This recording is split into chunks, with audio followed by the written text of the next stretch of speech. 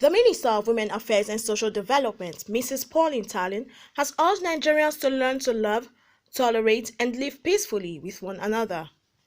Tallen, who was represented by Princess Jumai Idonije, Special Advisor to the Minister on Technical Matters, made the call in Abuja at the 5th International Conference on Love and Tolerance, tagged Countering Violent Extremism for Peaceful Coexistence, organized by UFOC Dialogue, a non-governmental organization. There is unity in diversity.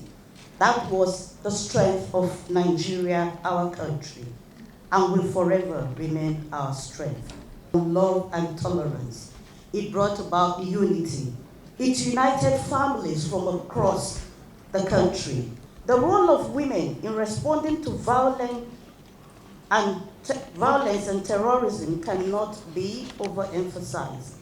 They can be real agents of change and will be the best champions, both in identifying early signs of radicalization and addressing such before the individuals lose control.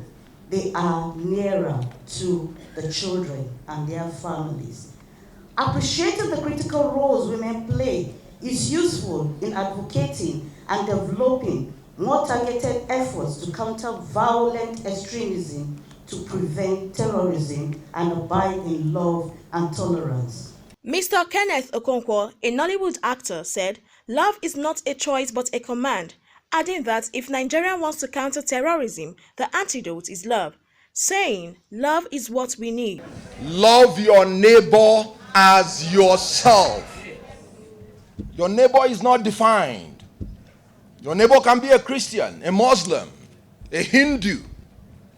But the command is love your neighbor as yourself. There is no place for extremism in Nigeria.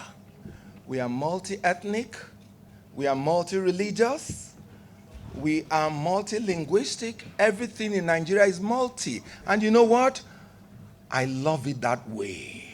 Mr. Camille Kemasi, President of UFOC Dialogue, spoke on how Nigerians can curb violent extremism. Starts that leads to violent extremism is, number one, is ignorance.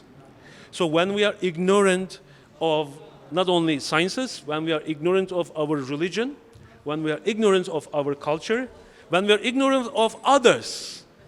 So that leads to create kind of hatred to others. The Emir of Jiwa, His Royal Highness Dr. Idris Musa, had this to say. The Holy Quran is a message to mankind.